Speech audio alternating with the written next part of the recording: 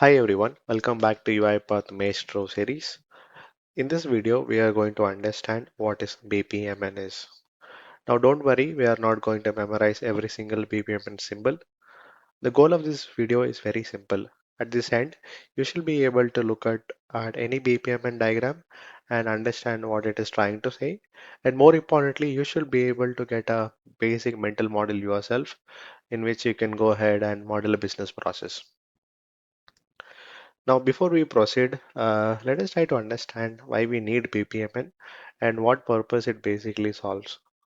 So, imagine you are working on a project, especially on the requirement gathering or in the early part of analysis. So, you would have noticed the same process, it may sound different depending on the team or the person who's explaining it. For example, a person one can say that they process a request in a certain way and they will go about finally creating a report. And another person may have their own version of doing the process. And as a technology person yourself, you may have a much better way of doing it, maybe like much efficient way of doing it, right? And now, if we miss any part during this discovery call, we may end up developing something that is not 100% foolproof, right? And sometimes it hurts when we realize that the solution that is uh, completely developed and deployed, it is not 100% of what is business is expecting, right? And this gap is kind of common, and we would have kind of noticed it or experienced it in part of our uh, development life cycle. Now, this is where BPMN helps, right? BPMN gives us a common visual language so that all the parties that is involved in developing a product or maybe like an automation solution, they will know and they will have like on a common grounds where they can share information, right? And also with this, I want to put this idea that not all things will need to be put out into a BPMN, right? So if it is like a very small task where a single team is doing it, maybe like couple of person who are involved in it, right? So it is self-contained. We may not want to kind of explore it, but usually within an enterprise world, we find out that a business process, it is basically worked with a different group of people. It involves from different departments, right? And also with the current modern world where we have so many system of record or tools that is readily available for user, and we end up seeing that a given transaction it can go through different tools and system. If you want to put all these things together, uh, you will need like a one common ground where you can really have everyone communicate and speak like the same language. And before we dive deeper, also we can take a look into this quick history of BPMN. And as you see here, it is not something that is new or that has been invented like few years before. In fact, this has been there in the industry for more than 20 years, right? And right now, as you know, what purpose it basically solves. Basically, it was created right in advance in 2004, and it was created by this object management group.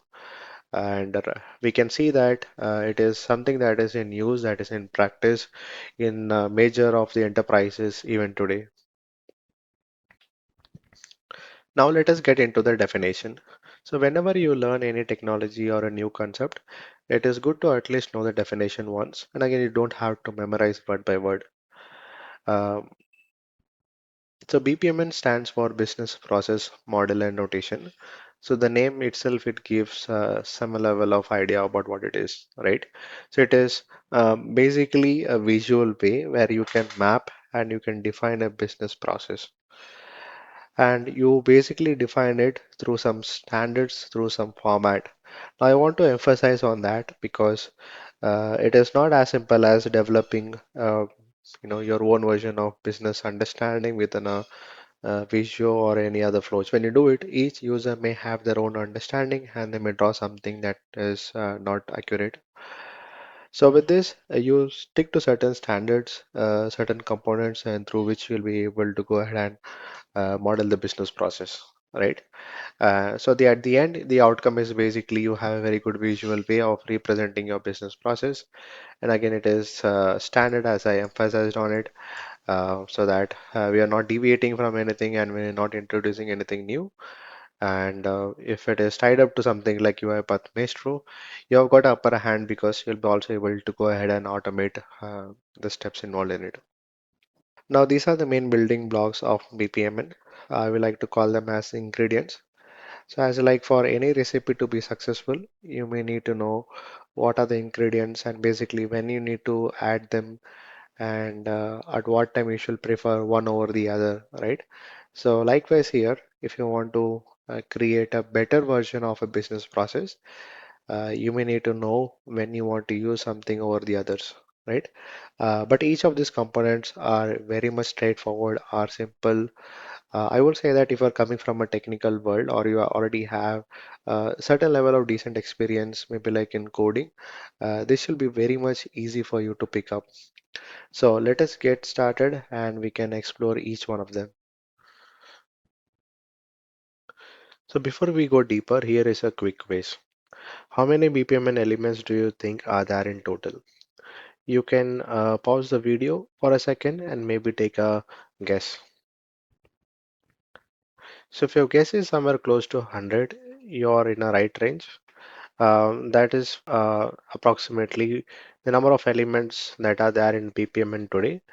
But the good news is that you don't need to know each one of them, right? And in fact, if you're learning BPMN in context of Maestro, you just need to learn a subset of them. The reason is because there are only certain elements that BPMN within Maestro it supports both for modeling and execution, right? And which is again a great news, right? So by clearly understanding this practical subset, or at least a good part of it, you should be able to start modeling the business process and be able to execute them within Maestro. So let's explore the first ingredient, events. As the name suggests, an event is something that has happened or to which we want to react on, right? And another word for describing event can be like trigger, right? Now there can be like different type of trigger, and if you're coming from an UiPath world, you may know that there are like time-based trigger, there is queue trigger and event trigger. But in terms of the BPMN language, uh, we can call it as we have got start event, intermediate event, and we have got end event. Right. So a start event, as the name says, it is basically the starting point of a process workflow, right? And intermediate event is something that happens in between of the process workflow. Let's say you're sending out an follow-up request, you want to wait for uh, 2 days, right? So that can be like an intermediate event. And also, if you notice here, event is something that is represented in circle, right? So you'll be having a start event, which will have a circle, and end event, which will have like a thicker circle. As if you notice, an intermediate event is something that will have a circle within a circle, right? Um, so now let's talk about task. So a task in a simple form, it is where the actual work happens, right? So given within your process workflow, it can be like reviewing your documentation, downloading customer data, sending out email, etc., right? So it is basically a unit of work that is getting done, right? And in respect to task, right, there can be different type of task. So a user task is something that is done by a human. For example, reviewing a document, right, or approving a leave request. And service task is something that is automated and that can be done by, in this context, by an RPA bot, or maybe through an API automation, or maybe like by having an AI agent, etc. So then comes is the business rule task. So basically, in a given enterprise world, you want to run a given transaction against multiple set of rules altogether, and at the end, you want to get a decision if you want to proceed or not. Typically giving about this example, let's say there is a decision for getting the loan approved, and just for a sake we can consider two example or two criteria. One is age, another is credit score. So based upon this you want to build up like a decision metrics, and ultimately based on that metrics you want to make sure you want to proceed or not. So in that case you'll be going ahead and creating this kind of rules table, and you'll be running that through something called as business rule task, right? And finally we have got script task. So script task is majorly used for doing like a small activity within the workflow. So you may think like for formatting your input fields, right? Or maybe like for doing things such as concatenating your first name and last name and giving like a full name. So just for that lightweight or small task, you'll be ending up using script task. Let's look at the next ingredient, that is gateway.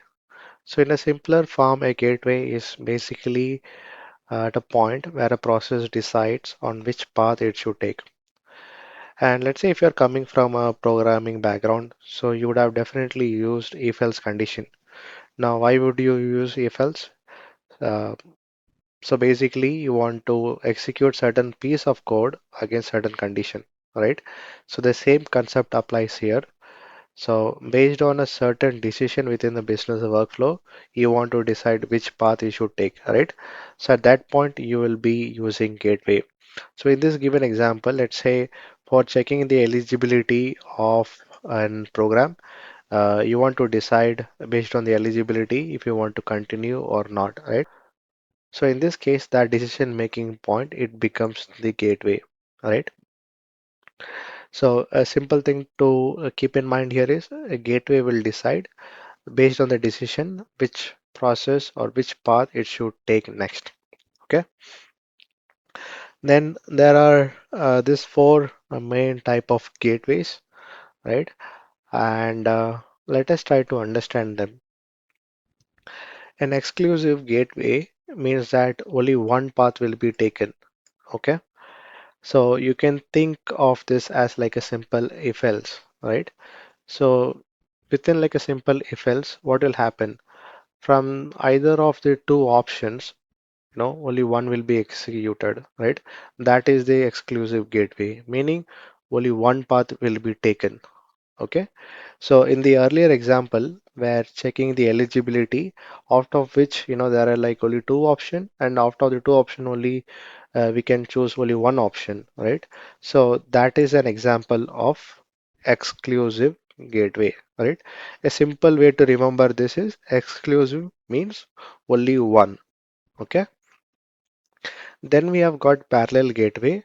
So as the name says, it is very much straightforward. So basically within parallel gateways, all the given path will be executed, all right? And all the things will be executed parallelly, all right? And now you would ask, why will be ending up using parallel gateway? So let's say in a business process, you want to run multiple things, such as, for example, in loan processing, you want to run credit check, right? You also want to do things such as verify income or validating the identity, right?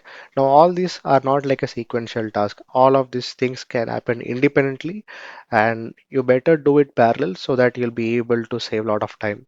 So in that case, you will be putting these tasks against a parallel gateway. So then comes is the inclusive gateway.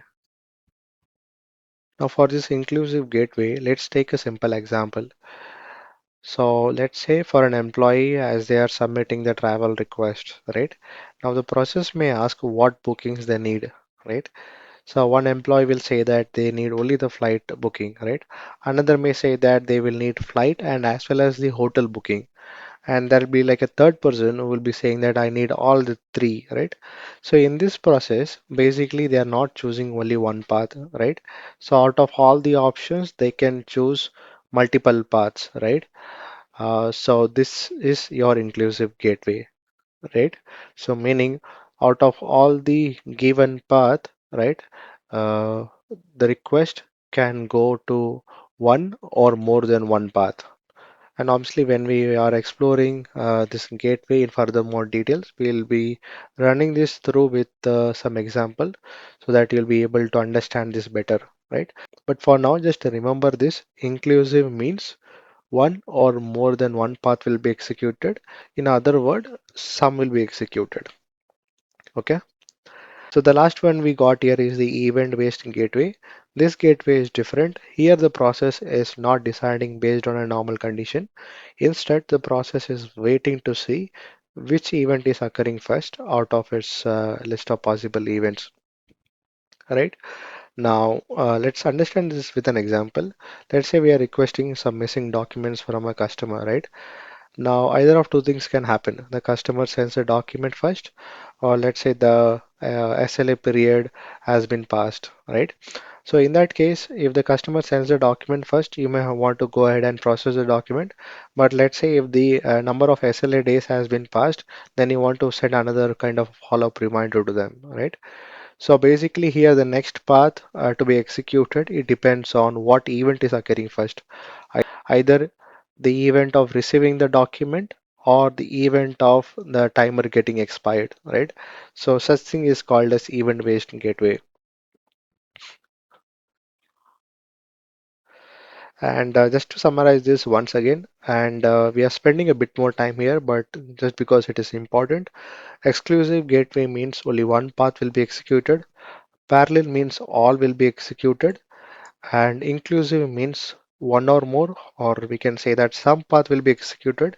And event means only the first event will win and only that will get executed, right?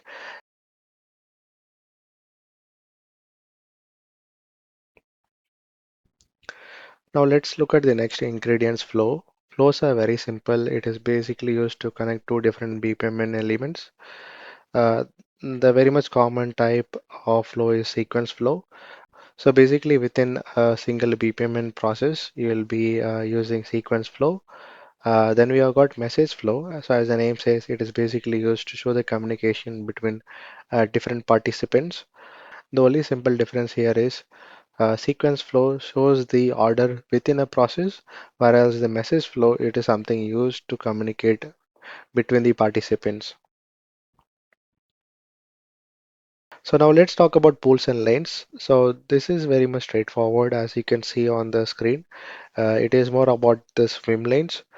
So basically, when there is like a complex business process where multiple teams are involved, using pools and lanes, it will help us to differentiate and basically tell who is responsible for a given task, right? And this has only got to do with better readability. And basically, you can think about it as like a responsibility mapping. And also, quick thing here within the Maestro, this is more about the readability, and this has not got to do with anything for execution, right? Then last but not the least, we have got data and artifacts. These are just the supporting elements. This doesn't have like an execution layer. So basically, this is used to increase the readability and visual of a BPMN workflow. So let's say your given task, it is interacting with certain database and you want to show the database which you're interacting with. So you can call about this data object, right? Then let's say you want to furthermore explain a given task in more details. You can put up to something like a text annotation to the given task. And grouping is very simple. It is to kind of group together multiple tasks together to show that it is doing like one activity.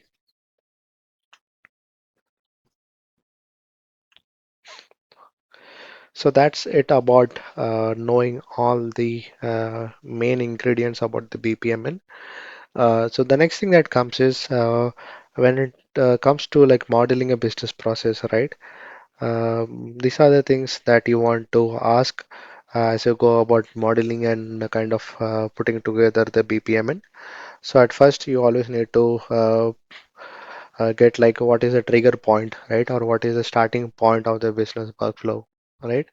Then you need to basically understand all the kind of task or activity that happens, and basically then you may be putting together, let's say you're automating business workflow, then you can put together that out of all these given tasks, which one can be automated, right?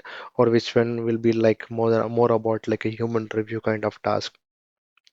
And obviously, whenever there is like a decision point involved, then you need to ask a question that what kind of gateways you want to implement, right? And also in a situation where multiple teams or departments are involved in a given business process, it's a good practice to use lane for doing it, right? And obviously, when in a given business process, you want to kind of wait for a certain event outside, so you can use something as an intermediate event.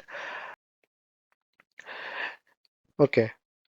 Putting all of them together, right now we have been given a problem statement to look up to a business process and kind of doing the modeling in BPMN, right? So in this process, it deals with downloading and reading a document and figuring out if the document is complete.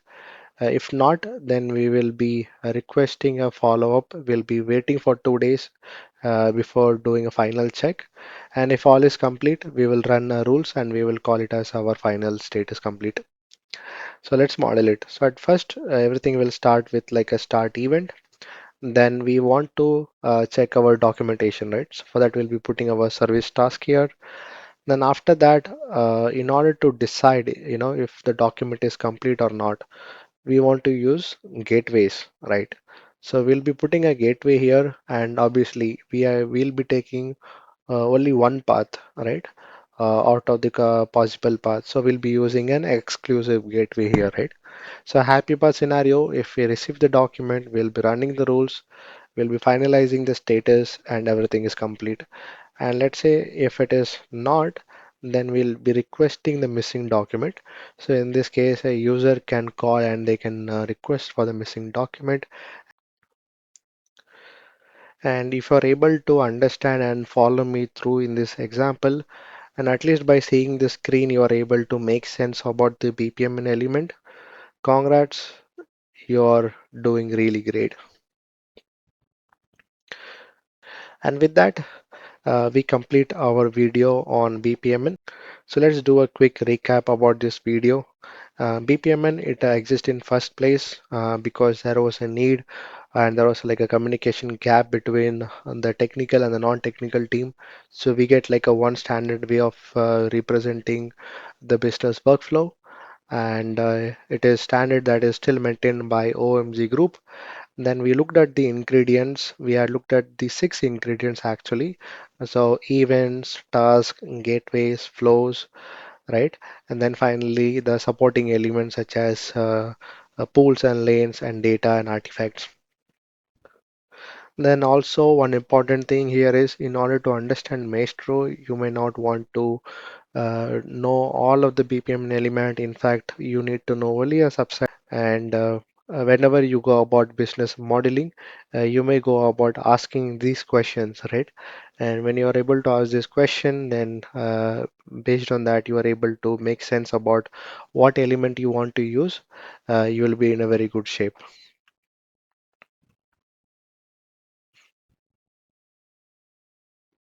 And that's it for the video. Thanks for watching and see you in the next one.